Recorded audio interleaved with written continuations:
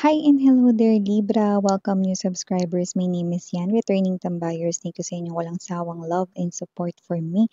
At kung hindi nyo pa notes, meron pa tayong other channel. Link is down below sa ating description box. So if interested ka, click mo lang yan at doon ay nag-upload din tayo ng collective readings for all signs every day. At yun nga, wala tayong gender dito. So babae, lalaki, LGBT, everybody welcome. Pwede rin pong iswitch at pagpalit-palitin yung mga roles dahil possible talaga magkapalit-palit kasi general reading ito. And at the end of the day, lahat ay may free will na. Free niyong gamitin anytime, anywhere kung gusto niyong i-claim yung mga mensahe or hindi, no? At kung gusto ninyong gawing guidance or hindi. So, yun, no? Cross-watchers ni Libra, welcome ka rin. May Libra placements sa natal/birth chart. Welcome din kayo. So, Archangel Michael, thank you so much together with the angel guides. Can we get messages right here for Libra, please? What does Libra needs to know? Messages for Libra. Mga mensahe para kay Libra, please. Can you please show me Libra? Libra.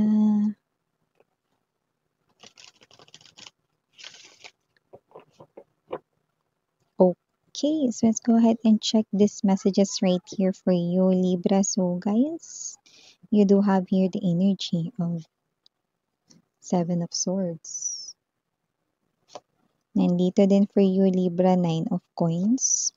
Present din dito ang Ace of Swords. We also have here the Empress energy, King of Cups, King of Coins, bottom of the deck, Four of Coins energy. We have here Nine of Cups and the Two of Cups energy.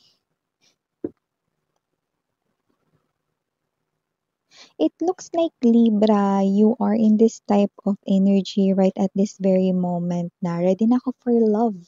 Miss Yan, yan, no? And I'm seeing two options right here around you guys. You have here two suitors, no? Or meron kayo ditong dalawang ligid-ligid sa inyo, nagpaparating ng kanilang admiration, love, and affection for you. Feelings, gano'n, no? Pero nakikita ko dito na meron ng mas matimbang sa'yo. With the Four of Pentacles energy, meron na ritong nagho-hold ng heart mo. So, nakita ko dito na parang nagugustuhan mo na siya. In short, nakakalamang na siya, no?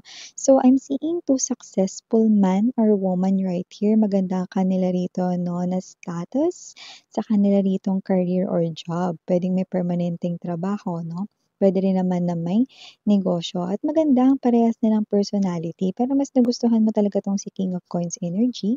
At nakikita ko na ito na yung iyong sasagutin at malapit mo na rin sagutin. Yung iba naman, pwedeng hindi mo pa malapit sagutin pero meron ng mas nakalalamang. At yun nga ay si King of Coins energy. Wala tayong gender dito. LGBTQs, babae, lalaki, lahat welcome. Okay? So, nakita ko dito that with the Empress, alam mo kung ano yung gusto mo talaga when it comes to a partner. Kaya nakikita ko na mukhang meron ka na ritong patitigilin, no, na magparating ng kanilang panliligaw or pagkagusto sa'yo. And I think yun ay si King of Cups energy, no. So nakita ko dito, parehas naman maganda yung personality, mabait, nice person naman, thoughtful, kind, no. Pero syempre hindi pwedeng dalawa. Tsaka talagang meron talagang lalamang diyan, no. So nakita ko dito, no, na mas gusto mo itong person na 'to 'no, na hindi masyadong mahiyain 'no, kasi yung isa parang medyo mahiyain 'no. Parang, may mga parang mga times na hindi niya nalalabas yung feelings niya kasi nahihiya siya 'no. Pero that is not a bad thing naman 'no. Mas gusto mo lang talaga yung energy ng puwedeng tahimik 'no, tahimik lang kasi 'tong gusto mo, eh. Tahimik siya rito pero hindi siya yung as in, mas mahiyain kaysa dun sa isa, hindi. Mas mahiyain yung isa 'no, at ito ay nakikita ko rito 'no, na nararamdaman mo rin talaga yung sense of, um comfort 'no, sa kanya 'no. At saka 'pag meron siya rito 'no, na parang sinabi, 'yan 'no, nakikita ko ritong ginagawa niya. And also with the King of Coins energy, nakita ko rito 'no, na parang may pagkakaparehas kayo rito 'no, ng energy pagdating sa trabaho. You both value your work right here 'no, na para ninyong anak, gano'n. So parang in short na Libra, nakikita ko rito na parehas niyo rito 'no, na focus yung pag-handle ng inyong pinansyal really well. So, nakita ko din na nakita mo sa taong ito na siya ay responsible pagdating sa work 'no, at hindi siya rito nadi-distract when it comes to other woman or other man right here 'no. So, which is in other words, faithful 'no. So, mas nakita mo yun dito, mas kumbaga parang parehas nilang nache-checkan yung checklist mo when it comes to partner, pero mas nagugustuhan mo talaga 'tong si King of Coins energy. Kaya nakikita ko siya na yung iyong pipiliin 'no. Marami rin namang mga good traits at characteristics itong si King of Cups 'no, pero kasi may talagang mga lamang points itong si King of Pentacles, okey? So, maliban diyan, Libra, nakakita rin ako ng energy rito with the Seven of Swords right in here, Nine of Coins. Nakita ko rito na meron kayong mai-score na malaking, malaking opportunity 'no, pagdating dito sa inyong kaperahan 'no. With the Nine of Coins energy, ito ay masusungkit mo ng sarili mong, knowledge, ng sarili mo ritong effort, ng sarili mo ritong hard work. In short, walang tumulong sa'yo diyang iba kundi yan ay ginawa mo all by yourself 'no, at nakikita ko dito na maaaring kayo maka-receive dito ng credit. Because of that, it might be a successful outcome 'no, dahil sa'yo ritong immense effort, kaya makaka-receive ka rito ng energy ng money. Pero meron rin tayong ibang nakukuha diyan na iba pang message 'no.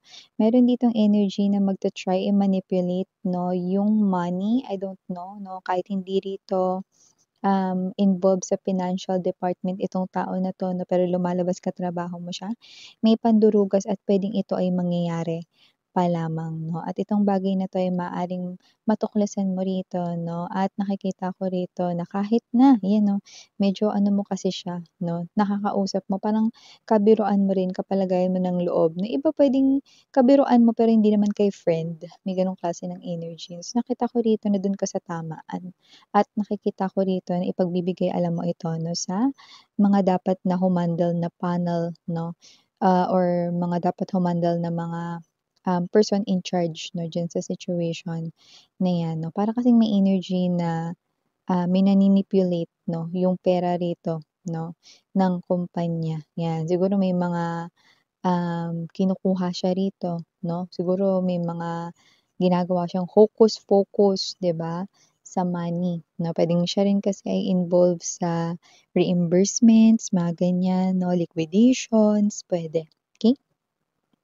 I admire you guys na because you are being fair and balanced dito at wala talagang kaibigan dito or kausap-usap dito 'no, basta, hindi niyo tino-tolerate yung hindi tamang gawain. At maliban diyan, Libra 'no, sa nakakagulantang na message na 'yan 'no, at kayo pa talaga ang makakasaksi or makakaalam niyan 'no, pero I love na yun yung magiging reaksyon ninyo. Meron pa ditong energy maaaring gumulat sa inyo. With the Ace of Swords right in here, nakita ko rito 'no, ng mensaheng matagal mo ng inaabangan 'no. Ito ay hindi lang tungkol sa love life, pero mukhang meron ka ritong, gustong marinig 'no, or meron ditong iniintay kayong reply mula sa isang tao rito and waiting kayo sa kanyang response.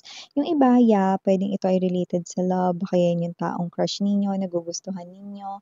Yung iba naman puwedeng yan yung tao rito na nilo-look up ninyo, ina-admire ninyo 'no, as a model right here. Baka naman ito yung inaantay mo rito 'no, na reply or respond ng company-ng gusto mo ritong pagtrabahuhan or yung iba baka may negosyo kayo, eto yung partnership na inaantay ninyo 'no. Well, it's good news.